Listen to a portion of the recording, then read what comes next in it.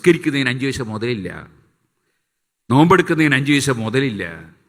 അതേസമയം പണം കൊടുക്കണമെന്ന് പറയുമ്പോഴാണ് ഈമാൻ ശരിക്കും പരീക്ഷിക്കപ്പെടുക. കൊടുക്കണമെന്ന് ആരാ പറയുന്നത്? ഉടമസ്ഥനാ പറയുന്നത്. ഉടമസ്ഥനാണ് പറയുന്നത്. എൻ്റെ ശരീരത്തിൻ്റെ ഉടമസ്ഥൻ ഞാനല്ല, എൻ്റെ പണത്തിൻ്റെ ഉടമസ്ഥൻ ഞാനല്ല, എൻ്റെ ബിസിനസ്സിൻ്റെ ഉടമസ്ഥൻ ഞാനല്ല, എൻ്റേതൊന്നും എൻ്റേതല്ല, എല്ലാം എന്നെ പടച്ച റബ്ബിൻ്റേതാണ്. പ്രസവിച്ചു വരുമ്പോൾ എൻ്റെ കയ്യിൽ 5 കാശില്ല, പ്രസവിച്ചു വരുമ്പോൾ എൻ്റെ വായിൽ പല്ലില്ല. അതേ, ആ പ്രസവിച്ചപ്പോൾ വന്നപ്പോഴുള്ളതും അല്ല തന്നത് തന്നെയാണ്. എൻ്റെ ഉമ്മയുടെ വയറ്റിൽ എന്നെ ഞാൻ രൂപപ്പെടുത്തിയതല്ല. എൻ്റെ കിഡ്നി റബ്ബ് തന്നതാണ്, ഹാർട്ട് റബ്ബ് തന്നതാണ്, കരൾ റബ്ബ് തന്നതാണ്, ബ്രെയിൻ റബ്ബ് തന്നതാണ്. എൻ്റെ ശരീരത്തിലുള്ളതെല്ലാം റബ്ബ് തന്നതാണ്. എൻ്റെ കൈവശത്തിലുള്ളതും റബ്ബ് തന്നതാണ്. എൻ്റെ പണവും ജോലിയുമൊക്കെ എൻ്റെ റബ്ബ് തന്നതാണ്. ആ റബ്ബ് കൽപ്പിക്കുന്ന സ്ഥലത്ത് ചെലവഴിക്കണം. അത് പറയാൻ അധികാരം റബ്ബിനുണ്ട്. അവൻ ആധികാരികമായിട്ടാണ് പറയുന്നത്.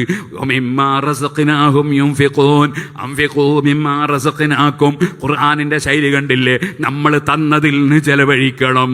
നിങ്ങളുടേതല്ല പണം, നിങ്ങളുടേതല്ല, അത് നമ്മൾ തന്നതാണ്. അതിൽ ഞാൻ പറയുന്ന സ്ഥലത്ത് ചെലവഴിച്ചോളണം. യജമാനനായ റബ്ബിൻ്റെ ഓർഡറാണ്. പരീക്ഷണത്തിൻ്റെ ലോകമാണിത്. ചിലരെ പാവപ്പെട്ടവരെ അല്ലാഹു സൃഷ്ടിച്ചു. ആ പാവപ്പെട്ടവൻ മുഖേന പണക്കാരൻ സ്വർഗത്തിൽ കടക്കണം. അതിനാ പാവപ്പെട്ടവന് സഹായിക്കുന്നുണ്ടോ എന്നാണ് റബ്ബിൻ്റെ നോട്ടം. സഹായിച്ചുകൊണ്ട് പണക്കാരന് സ്വർഗത്തിൽ കടക്കാം. പാവപ്പെട്ടവനോ, പാവപ്പെട്ടവൻ അവൻ്റെ ഞെരുക്കത്തിൽ ക്ഷമിച്ചുകൊണ്ട് ജീവിക്കുന്നു. പടച്ചവനോടുള്ള സ്നേഹത്തിനൊരു കുറവുമില്ല, പടച്ചവനുള്ള ആരാധനയ്ക്ക് കുറവില്ല. എത്ര ഞെരുക്കമാണെങ്കിലും അൽഹംദുലില്ലാ എന്നല്ലാതെ പറയൂല. പടച്ചവൻ തന്നതൊക്കെ വലുതാണ് എന്നല്ലാതെ പറയൂല. അവനെപ്പോഴും താഴോട്ടാണ് നോക്കുന്നത്. അഥവാ എനിക്ക് സാമ്പത്തിക ഞെരുക്കമുണ്ടെങ്കിലും എനിക്ക് ബ്രെയിനിന് തകരാറില്ലല്ലോ, കിഡ്നിക്ക് തകരാറില്ലല്ലോ, ഹാർട്ടിന് തകരാറില്ലല്ലോ. വലിയ പണക്കാരൻ ചിലപ്പോൾ ഹാർട്ടിന് രോഗമാണ്, കിഡ്നിക്ക് തകരാറാണ്, ബ്രെയിനിന് തകരാറാണ്. അതൊന്നും റബ്ബെനിക്ക് തന്നിട്ടില്ലല്ലോ, എനിക്ക് ആരോഗ്യമുണ്ടല്ലോ. അവൻ റബ്ബിന് സ്തുതിക്കുകയാണ് പാവപ്പെട്ടവൻ. അവൻ ക്ഷമിച്ചു നിൽക്കുകയാണ് ആ പാവപ്പെട്ടവൻ.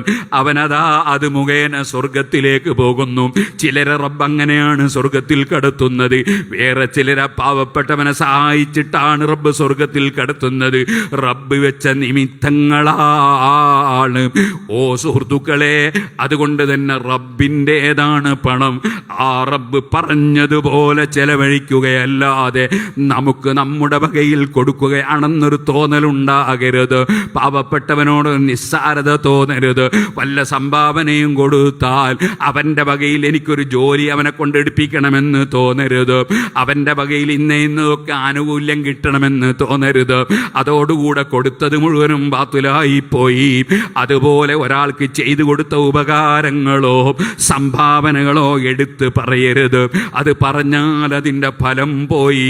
ഒരിക്കലും ചിന്തിക്കരുത് ആ പാവപ്പെട്ടവൻ എൻ്റെ ചുവടയാണെന്ന് ചിന്തിക്കരുത്. മറിച്ച് മുഅ്മിനായ മനുഷ്യൻ ചിന്തിക്കേണ്ടത് എന്താണ്? ആ പാവപ്പെട്ടവൻ എൻ്റെ ഏറ്റവും വലിയ സഹായിയാണ്. എങ്ങനെ സഹായിയായി അവൻ? അതേ, അവൻ മുഖേന എനിക്ക് സ്വർഗത്തിൽ കടക്കാൻ അള്ളാഹു വഴിയുണ്ടാക്കിയല്ലോ. എൻ്റെ ഒരു പാവപ്പെട്ട അനുജൻ, ആ അനുജനെ സഹായിച്ചിട്ട് ജ്യേഷ്ഠനായ എനിക്ക് സ്വർഗത്തിൽ കടക്കാൻ റബ്ബ് വഴി തന്നല്ലോ. അപ്പോഴെൻ്റെ അനുജൻ എന്നെ സ്വർഗത്തിലെത്തിക്കുന്ന അനുജനാണ്. എൻ്റെ അയൽവാസിയായ പാവപ്പെട്ടവൻ എന്നെ സ്വർഗത്തിലെത്തിക്കുന്ന പാവപ്പെട്ടവനാണ്. അദ്ദേഹത്തോട് ബഹുമാനാദരവുണ്ടാകണം. ഞാനൊരു വലിയവനാണ്, ഞാനൊരു കൊടുക്കുന്നവനാണ്, അവൻ എൻ്റെ അടുക്ക സംഭാവനക്ക് വന്നല്ലോ. അങ്ങനെ ഒരു ഹുങ്ക് വന്നാൽ മനുഷ്യൻ പരാജയപ്പെട്ടു പോയി. കൊടുത്ത റബ്ബാണ് കേട്ടോ, നിനക്ക് തന്നത് റബ്ബാണ് കേട്ടോ. അവന് കൊടുക്കാൻ കൊടുക്കാതിരുന്നതും റബ്ബാണ് കേട്ടോ. ആ റബ്ബ് നിന്നെ പരീക്ഷിക്കാനാ തന്നത്. അത് കൊടുത്തോളുക, അവനെ ബഹുമാനിക്കുക. പാവപ്പെട്ടവനോടൊരു നിസ്സാരത നിനക്ക് തോന്നാൻ പാടില്ല. അവൻ്റെ കൂടെ ഇരുന്ന് ഭക്ഷണം കഴിക്കാൻ മടി തോന്നാൻ പാടില്ല. അവൻ സലാം പറഞ്ഞാൽ മടക്കാൻ മടി തോന്നാൻ പാടില്ല. അവനെ ഇൻസൾട്ടാക്കാൻ പാടില്ല. നിന്റെ മനസ്സ് റബ്ബിലേക്ക് തിരിക്കണം.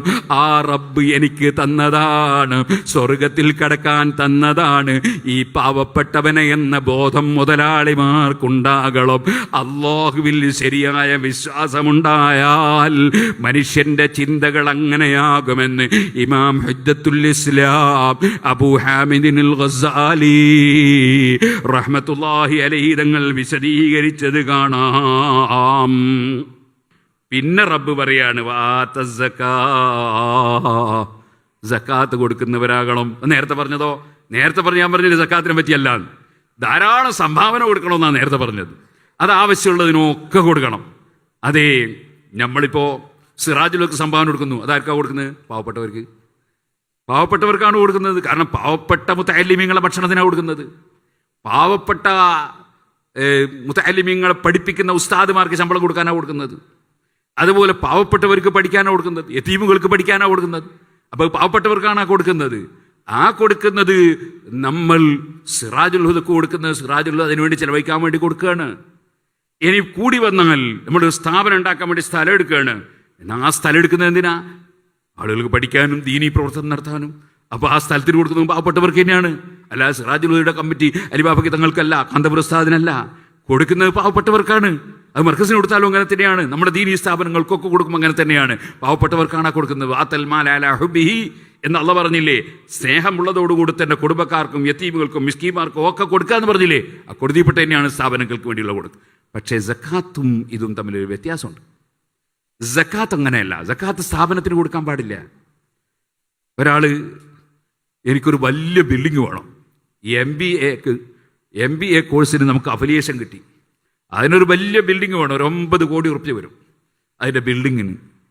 സുബ്ഹാനല്ലാഹ്, അവിടത്തേക്ക് സ്ഥലം നമ്മൾ എടുത്തിട്ടുണ്ട്. സ്ഥലത്തിന് റോഡ് ഉണ്ടാക്കാനും വേണം ഒരു 5 കോടിയോളം സ്ഥലം നമ്മൾ എടുത്തിട്ടുണ്ട്. അപ്പോൾ ഇതിന് ഞാൻ ഒരാളോട് സഹായം ചോദിച്ചു, ബിൽഡിങ്ങുകൾ ഉണ്ടാക്കി തരുമോ എന്ന് ചോദിച്ചു. നമുക്ക് എന്താ ചോദിക്കുന്നതിന്? അല്ലാഹു തആല അദ്ദേഹത്തിന് തൗഫീഖ് ചെയ്യട്ടെ. നിങ്ങളെല്ലാവരും നന്നായിട്ടൊരു ആമീൻ പറയും. അതിനെന്തോ ടാക്സ് കൊടുക്കണം. അല്ലാഹു തആല എളുപ്പമാക്കി തരട്ടെ. അപ്പോൾ അദ്ദേഹത്തിൻ്റെ സെക്രട്ടറിയായിട്ട് സംസാരിക്കാൻ പറഞ്ഞു. ഞാൻ അദ്ദേഹത്തിൻ്റെ സെക്രട്ടറിയുമായി മീറ്റ് ചെയ്തു. അദ്ദേഹത്തിൻ്റെ അക്കൗണ്ടൻറ്റും ഒരു മലയാളിയാണ്, അയാളുണ്ട്. ഈ സെക്രട്ടറിയും മലയാളിയല്ല. സംസാരിച്ചപ്പോൾ അയാൾ ചോദിച്ചു, സക്കാത്തിൻ്റെ പൈസ തന്നാൽ പറ്റുമോ എന്ന് ചോദിച്ചു. ഞാൻ പറഞ്ഞില്ല എന്ന് പറഞ്ഞു. 9 കോടി ഇട്ടു, പക്ഷേ നമുക്കത് വേണ്ട. അതുകൊണ്ട് നമുക്ക് സ്ഥാപനം ഉണ്ടാക്കാൻ പറ്റില്ല. സ്ഥാപനത്തിന് സക്കാത്ത് വാങ്ങാൻ പറ്റൂല. സക്കാത്ത് ആർക്ക് കൊടുക്കണം എന്ന് അള്ളാഹു തന്നെ വിവരിച്ചതാണ്. ഇന്നമ സദഖാതു ലിൽ ഫുഖറാ എന്ന് പറഞ്ഞ് അള്ളാഹ് തന്നെ വിവരിച്ചാണ്. ആർക്ക് കൊടുക്കണം സദഖ? വേറെ ആർക്കും അതിന് അധികാരമില്ല. അതിൽ 4 കക്ഷികൾക്കാണ് ഇന്ന് സക്കാത്ത് കൊടുക്കാൻ പറ്റുന്ന കക്ഷികളുള്ളത്. 4 ഉള്ളൂ, 8 ഇല്ല. 8 സംഭവത്തിലുണ്ടെങ്കിലും ഇന്ന് പ്രയോഗതലത്തിൽ 4 ഉള്ളൂ. ഇമാം ഗസ്സാലി റളിയല്ലാഹു അൻഹു അത് പറയുന്നുണ്ട്. ഷാഫിഈ മദ്ഹബിലെ ഏറ്റവും മുഅ്തമദായ കിതാബ് തുഹ്ഫയിൽ ഇബ്നു സലാഹ് റളിയല്ലാഹു അൻഹു ഉദ്ധരിച്ചുകൊണ്ട് ഇമാം ഇബ്നു ഹജർ അൽ-ഹൈതമി തങ്ങൾ അത് പറയുന്നുണ്ട്. 4 കക്ഷികളെ ഇപ്പോൾ നിലവിൽ കൊടുക്കാനുള്ളവരുള്ളൂ. എപ്പോഴെങ്കിലും എവിടെങ്കിലും വേറെ കക്ഷികൾ ഉണ്ടായിക്കൂടാന്നില്ല. അവരെ കാലഘട്ടത്തിൽ തന്നെ ഏകദേശം 1000 കൊല്ലം മുമ്പ് ഇത് പറയും. അതേതാ 4? ഒന്ന് ഫുഖറ, ഫക്കീർ എന്ന് പറഞ്ഞാൽ തീരെ പാവപ്പെട്ട ആള്. 30,000 വേണ്ടെടുത്തുള്ള ഒരു 5,000 കിട്ടുള്ളൂ ഒരു മാസത്തിൽ, അങ്ങനത്തെ മനുഷ്യൻ. മറ്റൊന്ന് മിസ്കീൻ എന്ന് പറഞ്ഞാൽ നേരത്തെ പറഞ്ഞിട്ടുണ്ട്, ഒരു 25,000 ഒക്കെ ഒക്കും, മതിയാവൂല, അങ്ങനത്തെ ആള്. പിന്നെ ഒരാളാരാണ്? ഗാരിമീൻ, കടം ഉള്ളവർ. കടത്തിൽ വലഞ്ഞു അല്ലെങ്കിൽ കടമായിപ്പോയി. ചിലപ്പോൾ സാമ്പത്തിക ശേഷിയുള്ള ആൾ തന്നെയായിരിക്കും, പക്ഷേ കടത്തിൻ്റെ പേരിൽ സക്കാത്ത് വാങ്ങാൻ പറ്റുന്നില്ല. ഉദാഹരണത്തിന് നമ്മുടെ നാട്ടിൽ വലിയ പ്രശ്നമുണ്ട്. ആ പ്രശ്നം തീർക്കാൻ വേണ്ടി നമ്മൾ കുറേ പൈസ മുതലെടുക്കേണ്ടി വന്നു. അതിനുവേണ്ടി നമ്മൾ ഒരാളോട് കടം വാങ്ങി. ഈ മസ്ലഹത്തിന് വേണ്ടി പ്രവർത്തിക്കാൻ വേണ്ടി ഒരാളോട് കടം വാങ്ങി. മസ്ലഹത്തൊക്കെ നടന്ന് എല്ലാം ക്ലിയറായി, പക്ഷേ കടം വാങ്ങിയൊക്കെ പൈസ കൊടുക്കണ്ടേ? അപ്പോൾ ഇയാൾ ഈ വകയിൽ കടക്കാരനായി. ഇയാൾക്ക് സക്കാത്ത് വാങ്ങാം. ഇയാൾ പണക്കാരനാണെങ്കിലും വാങ്ങാം. ആ കടം വീട്ടാൻ വേണ്ടി മാത്രമാണ് കേട്ടോ, അദ്ദേഹത്തിന് വാങ്ങാം. അങ്ങനെ കടക്കാർക്കും സക്കാത്ത് കൊടുക്കാനുള്ള വകുപ്പ് ഇപ്പോൾ നിലനിൽക്കുന്നുണ്ട്. മറ്റൊന്ന് നേരത്തെ പറഞ്ഞ ഇബ്നു സബീൽ. യാത്രക്ക് വകുപ്പില്ലാതെ കുടുങ്ങിപ്പോയവൻ, അതും ഇപ്പം ഉണ്ടാകാൻ സാധ്യതയുള്ളൊരു കക്ഷിയാണ്. ബാക്കിയുള്ള കക്ഷികളൊന്നും ഇമാം ഗസാലി റളിയല്ലാഹുവിൻ്റെ കാലത്ത് തന്നെ പ്രയോഗതലത്തിൽ ഇല്ല എന്ന് ഇഹ്യാ ഉലൂമുദ്ദീനിൽ ഇമാം ഗസാലി തങ്ങൾ തന്നെ രേഖപ്പെടുത്തിയത് കാണാം. ചില സ്ഥലങ്ങളിൽ എങ്ങാനും ചിലപ്പോൾ യോദ്ധാക്കൾ ഉണ്ടാകാം, അതേപോലെയുള്ള കക്ഷികൾ ഉണ്ടാകാം. ഇപ്പം അതൊക്കെ തിരിമറി നടത്തിയിട്ടുണ്ട്. എല്ലാം തിരിമറി നടത്തി സക്കാത്ത് മുഴുവനും ബാത്തിലാക്കാനുള്ള മുഴുവൻ ഏർപ്പാടുകളും ശരിയാക്കിയിട്ടുണ്ട്. അതിലേക്ക് ഇപ്പം ഞാൻ കടക്കുന്നില്ല. റമദാനിൻ്റെ ഒരു ആഴ്ച മുമ്പ് ഞാൻ കുറ്റ്യാടിയിൽ നിന്ന് പ്രസംഗിച്ചൊരു പ്രസംഗമുണ്ട്. സക്കാത്തും വിവാദങ്ങളും, സംഘടിത സക്കാത്തും വിവാദങ്ങളും. അത് നിങ്ങൾക്കൊക്കെ യൂട്യൂബ് കിട്ടും. അതിൽ ഞാൻ വിശദമായി പറഞ്ഞിട്ടുണ്ട്. ഇപ്പോഴതിലേക്ക് കടക്കുന്നില്ല. സക്കാത്ത് കൊടുക്കേണ്ടവർക്ക് തന്നെ കൊടുക്കണം, കൊടുക്കേണ്ടതുപോലെ കൊടുക്കണം. അത് എല്ലാറ്റിനും സക്കാത്തില്ല. സക്കാത്ത് നമ്മളെ യുക്തി കൊണ്ട് സക്കാത്ത് കണക്കൂട്ടിയാൽ ശരിയാവില്ല. വെള്ളി സൂക്ഷിച്ചു ഒരാൾ, എത്ര 200 ദിർഹം വെള്ളി സൂക്ഷിച്ചു എന്ന് പറഞ്ഞ ഏകദേശം 590 ഗ്രാം വെള്ളി സൂക്ഷിച്ചു ഒരു കൊല്ലം. അയാൾ സക്കാത്ത് കൊടുക്കണം. ഒരു കൊല്ലം തികയുമ്പോൾ സക്കാത്ത് കൊടുക്കണം. എത്ര റുപ്യക്ക് ഉണ്ടാവും? ഏകദേശം ഒരു 65,000-70,000 റുപ്യക്ക് ഉണ്ടാവും. അതിന് സക്കാത്ത് കൊടുക്കണം. എന്നാൽ പൊന്ന് സൂക്ഷിച്ചവൻ സക്കാത്ത് കൊടുക്കണം. പക്ഷെ അയാൾ എത്ര സൂക്ഷിച്ചാലാണ് കൊടുക്കേണ്ടത്? അത് 20 മിസ്കാല് പൊന്ന് സൂക്ഷിക്കണം. 20 മിസ്കാല് പൊന്നിന് ഏകദേശം ഒരു 11 പവനോളം വരും ഏകദേശം. അപ്പോൾ ആ പൊന്ന് സൂക്ഷിച്ചാൽ അതൊക്കെ ഒന്നും അതിന് എത്ര തുക ഉണ്ടാവും? 7 ലക്ഷം റുപ്യക്ക് ഉണ്ടാവും. അപ്പോൾ പൊന്നാണ് സൂക്ഷിച്ചെങ്കിൽ 7 ലക്ഷം റുപ്യയുടെ തുക സൂക്ഷിച്ചാൽ പൊന്നിന് സക്കാത്ത് കൊടുക്കണം. വെള്ളിയാണെങ്കിൽ 70,000-ന്റെ സൂക്ഷിച്ചാൽ തന്നെ സക്കാത്ത് കൊടുക്കണം. ഇത് രണ്ടും എങ്ങനെയാണ്? നമ്മൾ ബുദ്ധി കൊണ്ട് എങ്ങനെ അളക്കുക? യുക്തി കൊണ്ടൊന്നും അളക്കാൻ കഴിയൂല. ഏതുപോലെ സുബ്ഹി നിസ്കാരം 2 റക്അത്ത്, ളുഹർ 4. നമ്മൾ ബുദ്ധി കൊണ്ടെന്ന് അളന്ന് നോക്ക്. ളുഹറിൻ്റെ സമയത്തല്ലേ ജോലിയെല്ലാം എടുത്ത് ക്ഷീണിച്ച് അപ്പം 2 രാവിലെ 4 അല്ലേ വേണ്ടത്? അങ്ങനെയാണോ ഇസ്ലാമിൻ്റെ ഇബാദത്ത്? നമ്മളെ വകയിൽ കണക്കൂട്ടല. സുബ്ഹാനല്ലാഹ്. ഉംറക്ക് പോയിട്ട് അവസാനം അമീർ പറഞ്ഞ് എന്താ മുടി കളഞ്ഞ് തീർന്നു തന്നെ. പക്ഷേ ഏറ് കയ്യണ്ടേന്ന് ചോദിച്ചു. ഉംറക്ക് ഏറില്ല, അത് ഹജ്ജിനേ ഉള്ളൂ. എവിടെയെങ്കിലും എറിഞ്ഞാൻ പറ്റൂല, എറിയേണ്ടടുത്ത് തന്നെ എറിയണം. അതിന് ആദ്യത്തെ ദിവസത്തെ ഏറ് ഒറ്റ ജമനക്ക് മാത്രം, മറ്റേ 2 ഏറില്ല അന്ന്. പിറ്റേന്ന് പോൾക്ക് 3. അതിന് തന്നെ തെർത്തീബുണ്ട്, ഒരുപാട് കണക്കുണ്ട്. അറഫയിൽ പോയി എപ്പോൾ ദുൽഹജ്ജ് 8-ൻ്റെ അന്ന് ഒരു കാര്യവുമില്ല. അല്ല, ദുൽഹജ്ജ് 10-ൻ്റെ അന്ന് പോയി, അതുകൊണ്ടും വലിയ കാര്യമില്ല. അപ്പോൾ നിങ്ങൾ ആലോചിക്കണം, ഓരോ പറഞ്ഞ പോലെ നടക്കുക എന്നുള്ളതാണ്. അതിലപ്പുറം ഒന്നുമില്ല.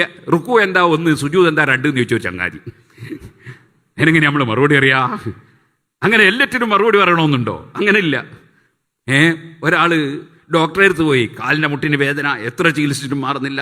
ഡോക്ടറോട് എന്താ ഡോക്ടറെ മാറാത്ത? വയസ്സ് കുറേ ആയില്ലേ ആചാര്യ, ഒരു 85-90 ആയില്ലേ?